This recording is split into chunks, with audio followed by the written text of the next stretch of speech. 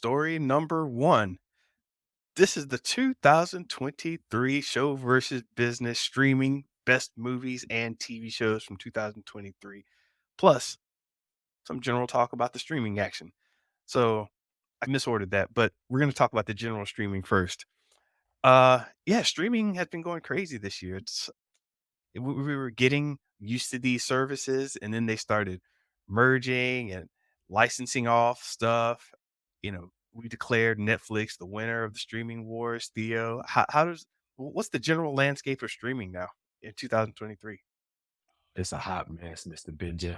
It's that ham is what it is. Hot a mess. Look, Netflix is one. Let's just put it out there. They're the only streaming service that is profitable now. Everyone else, even Disney Plus, which had a throws distance of overtaking Netflix, is suffering now. They're starting to think about new ways to generate revenue.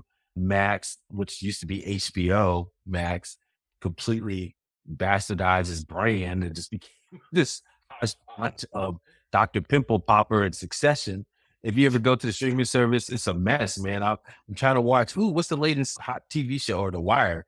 And Dr. Pimple Popper, 90 Day Fiance, it just throws in my face every time I go to the app now. So anyway, and they're licensing all their great content of Batman and TV shows to Netflix now to generate some hot cash.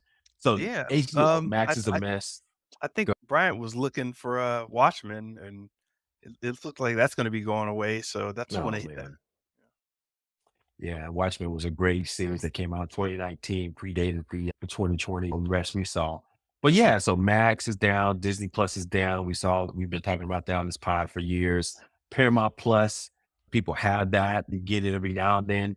They're probably going to sell the whole company because they're not making any money. They were owned by the Redstones and it's probably owned by a family. And now that the chief of the Jerry Redstone is running it, but their dad had passed away not too long ago. And so they're probably going to sell it because they're just not making any money.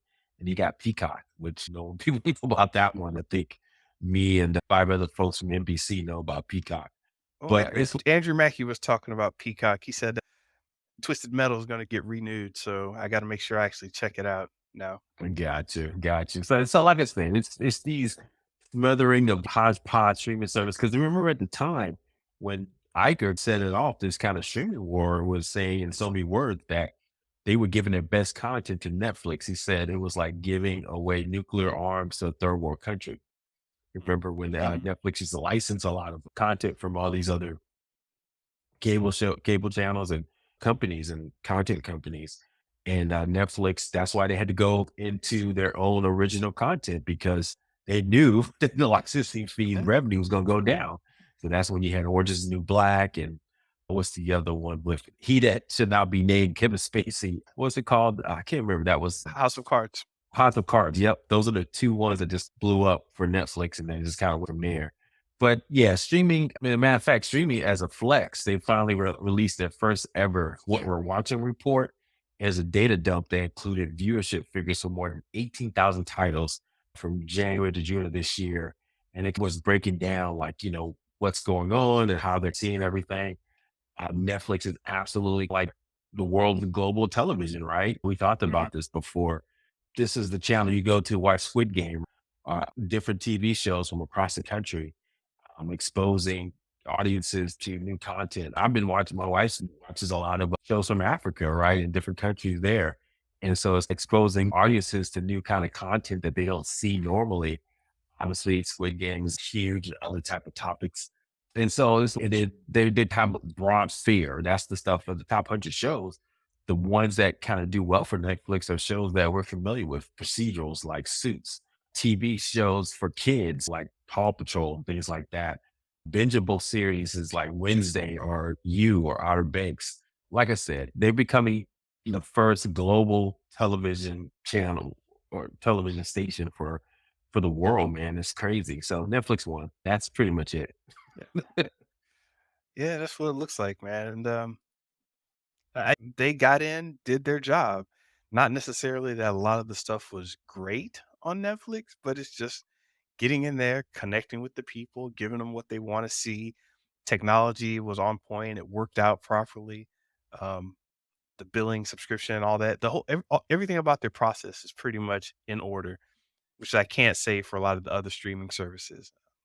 I don't know if you remember my rant and my disgust with the HBO Max search feature where I search for SCOO and I don't see Scooby Doo, and then I hit B and all of a sudden Scooby Doo shows up. I'm like, what the heck? You know, just, but no, I guess we got to give it to him, man. And also the strikes went on, huh?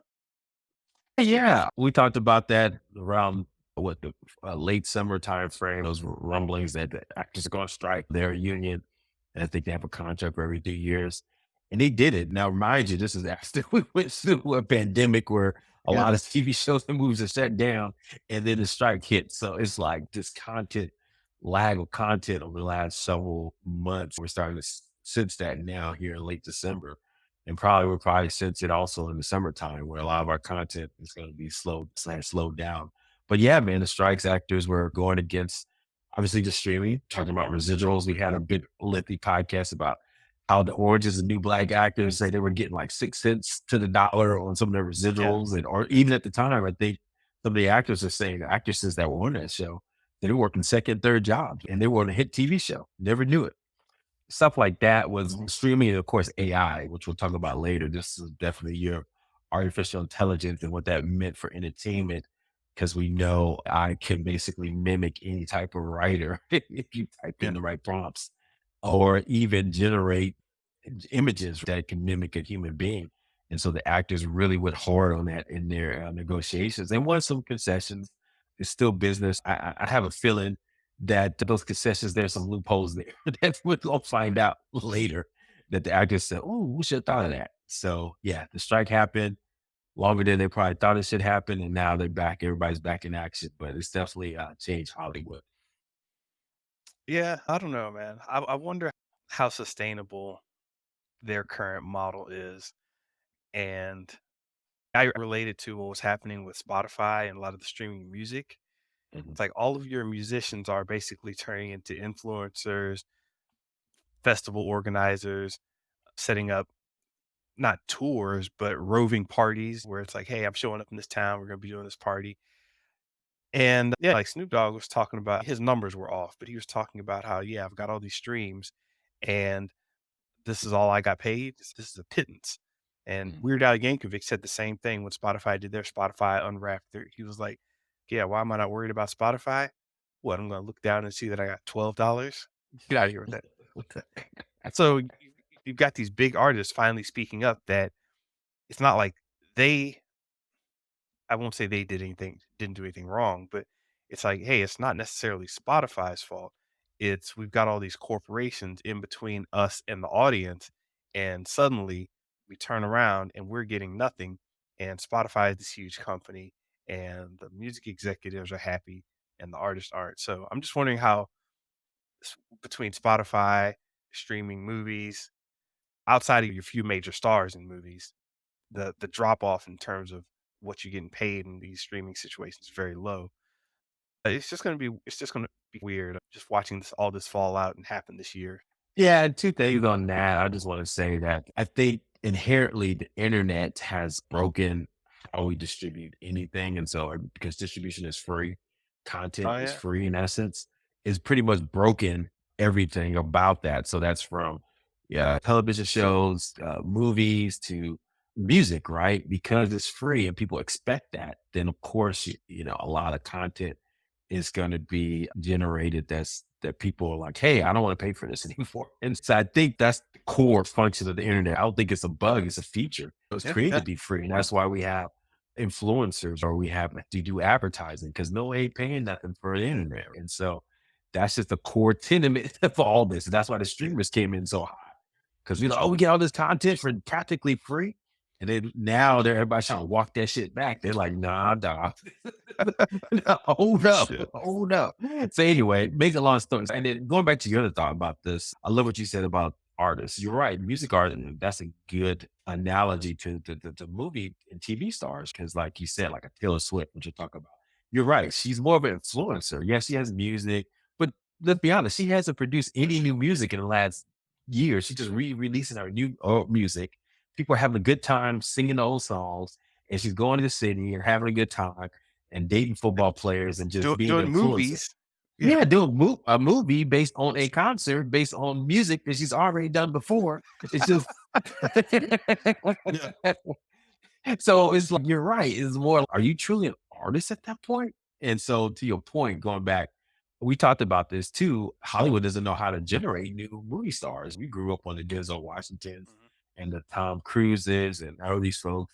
And oh, it's a Denzel Washington movie. I'm going there on Friday night to watch that movie. Yeah, yeah. Okay, what's the only one that's popping off halfway decent? When I say pop off, that means they can open the movie almost and their name is like at the top, and people know that's their movie. And this guy, Timothy Chalamet, he's like the only one recently, and maybe Tom Holland is second.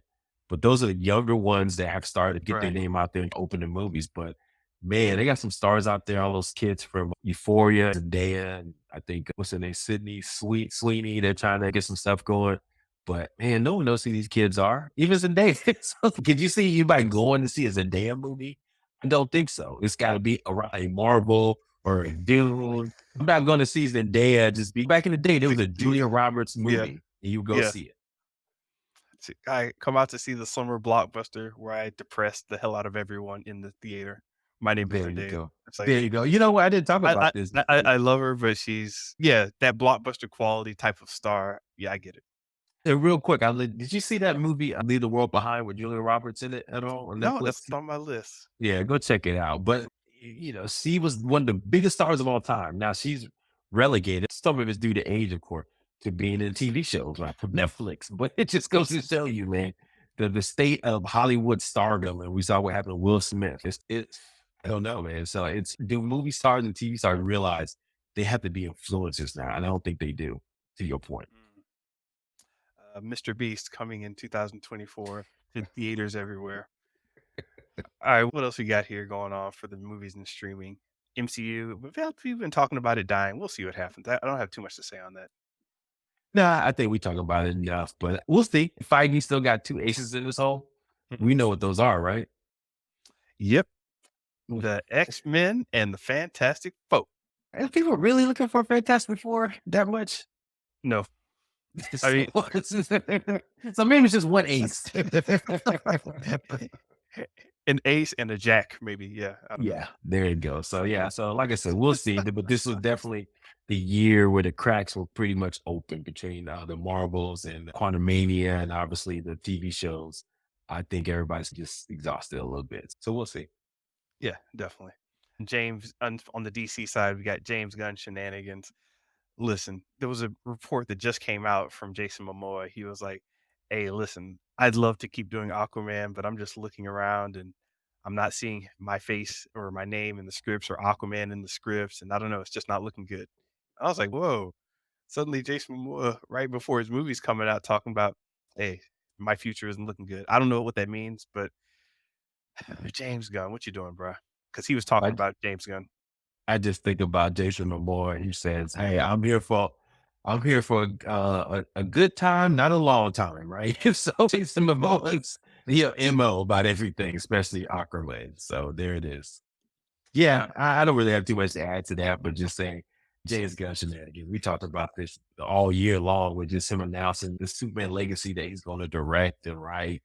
And that's not even coming out for another freaking 2 years, right? 18 months. And so it's Yeah. like, Well, and then, and all the shenanigans was he announced all the new, he basically wiped and cleaned a lot of stuff. And so all the stuff they had slated, like the Flash and Aquaman and the Blue Beetle, man, it's just almost like he shitted on the current content. You don't know, man. That stuff could have popped and they could have leveraged that, but it's almost like he just put to the trash dump and just dumped everything in the trash because he's in charge now. Which, so like I yeah. said, I'm not hating on him. I respect it, but at the same time, now that we're in the midst of MCU falling, DC was always on faltering. So what hope did they have? I don't know. Exactly. All right. So let's just run through really quick some TV shows that people were talking about or that people liked. The Last of Us, I actually had to stop watching it, but I respect it. Oh, you did? I didn't know that. Yeah, I started into it and I was like, huh, all right, and turned it off. You played the game though, right? A little bit. Okay, so you I weren't didn't really a play fan. much of that either. I was just like, whatever. Oh, okay. I was a fan, man. Pedro Pascal and I have a daughter, so it's brought all that to the forefront. So it's definitely a dad type of movie mixed with some horror, survivalist, dystopian future stuff. But Yeah, yeah, I liked it. I love zombie, not that.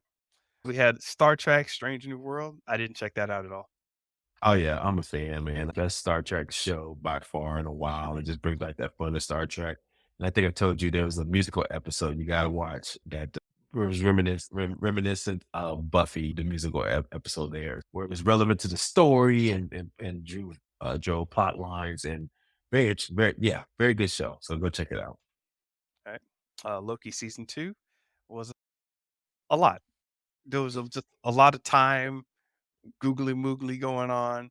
A lot of people really liked the beauty of it and, oh, he finished his arc and everything. Once again, I think it took Marvel to a place it didn't need to go, and it got away from strengthening Marvel as it should be strengthened, but that's similar to how people were talking about Andor last year. It's, "Oh, I love Andor." It's, "Yeah, but yeah, okay." I love it. I love it. Yeah, I didn't really love it. I love what you said. So that's my take on Loki season 2. Alright, and big surprise, One Piece came out and knocked it out the park. People were really surprised. Anime live action is now a thing. Yeah, you saw the whole series, right? That okay, yeah. I know you've read some of the manga and read did you have you caught up in the whole manga and the whole I'm television the clo anime? I'm closing in on 700 episodes out of 1,000 Look at 100 you, something. Mr. Benja. And you told me about this months, a long time ago. And I was just like, yeah, whatever.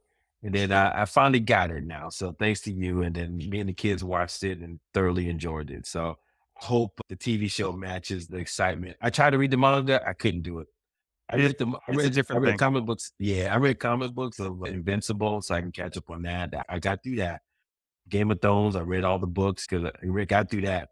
I couldn't go through manga, man. So it's just not my type of thing, but I liked it. I liked the live action. And to your point, I was surprised because they had what failures with Cowboy Bebop and what's the other one? One Note? Yeah, they sucked.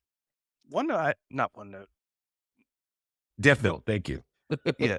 Death Note, I actually didn't mind too much, but they tried to stuff an entire season down into a movie, so it got yeah, I could see how people didn't like it. I was filling in pieces of the story in my head. But, speaking of filling in pieces of story, Ahsoka also dropped. Yeah, Filoniverse, Rebel season 5 came out, Ahsoka came out. It really didn't blow my socks away or anything like that, but it But you just ex wanted it to. You wanted it to, I didn't did you? want it to. I did. And you know what? After seeing Rebels, I do that series. I got with you and Dr. Chris. We will have him on this pod one time. Got this pretty good, great show, man. They built the characters, and you felt that connection with all the characters. Yeah, And so they had pieces of that in the live action that I see why fans loved it. But man, I don't know, man. They dropped the ball. I don't know. It's just looked too slow plotting in places. yeah, it didn't do anything. But I don't know, did it do more than Special Ops Lioness? That's one of yours. I've never even heard of that. It's so much. This is one of those offbeat streams. You talking about Paramount Plus.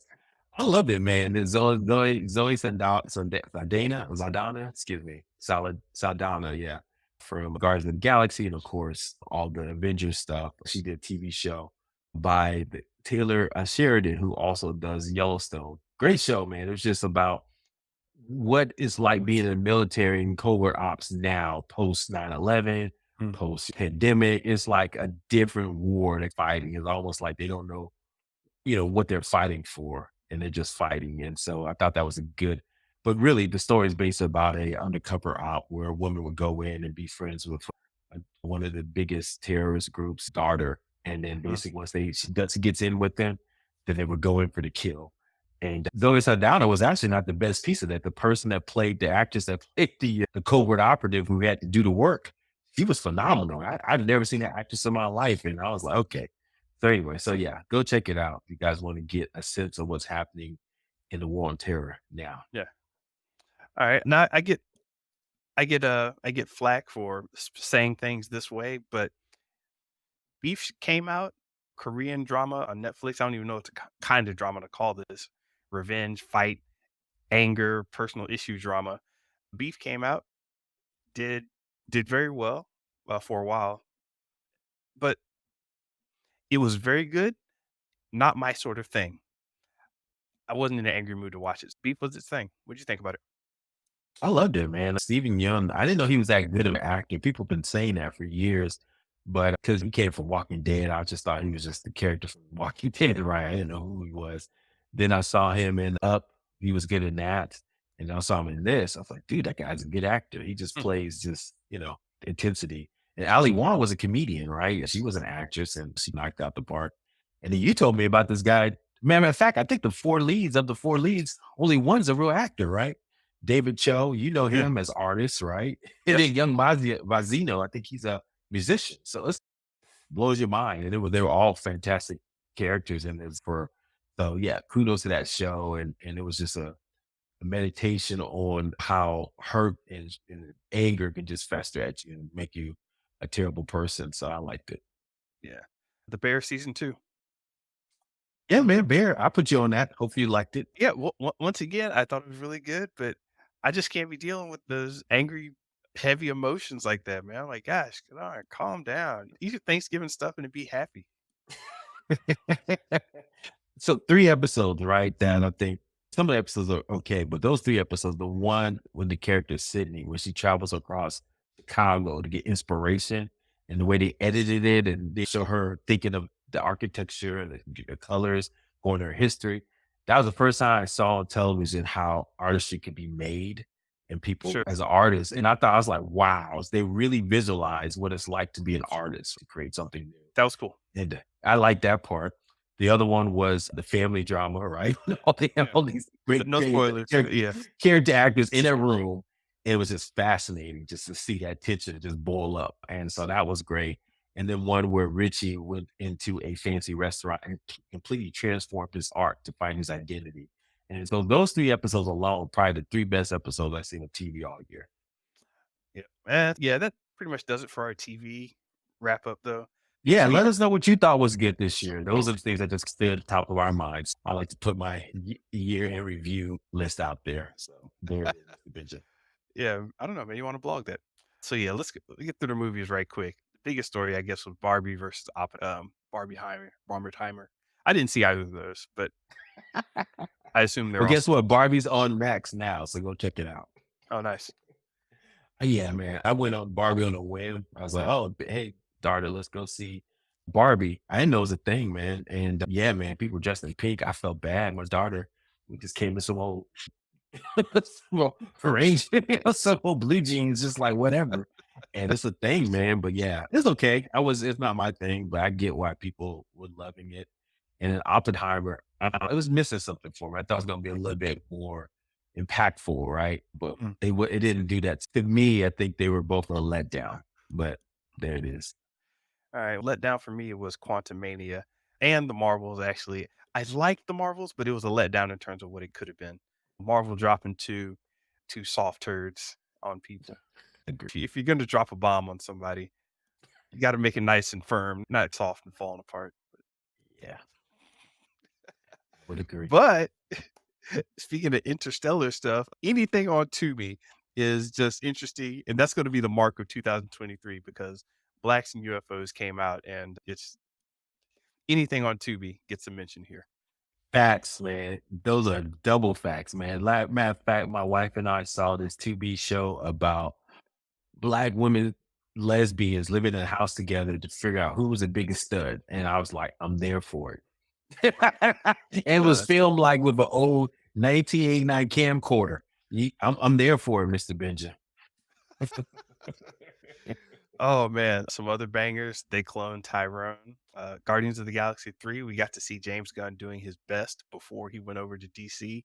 Spider-Man Across the Spider-Verse really got people connected back into the whole Spider-Man thing and animation in a different way. So that was Oh, you excellent. remember the drama real quick on that one with the people going ham on the fact that the black Spider-Man was trying to give the white Spider Gwen. You remember that whole Yeah, incident? yeah. It's the cartoon, man. But anyway, it's a thing. Why she got her shoes on the bed. Why she got two brothers trying to get her? Exactly. There was also Godzilla Minus One, came out of nowhere kinda and just took over the theaters. Good stuff. Did you see it yet? No, Yeah, good stuff. Good stuff. Go check it out. and I didn't see the creator either. I've been slipping apparently. Yeah, I didn't do well in the movie, but it just I want to see original stuff. So this is like AI if it was alive and trying to fight for its rights. I loved it. Good stuff. Alright, let's jump on to and the Super Mario movie. That was definitely a point to remember. If you like this podcast, please subscribe and comment at Show versus Business on X, formerly known as Twitter, YouTube, and Instagram. Listen to us at Spotify, iTunes, wherever you listen to podcasts. Go check us out also on our website at Show versus Business and leave us a comment and let us know what you think of what you heard all year.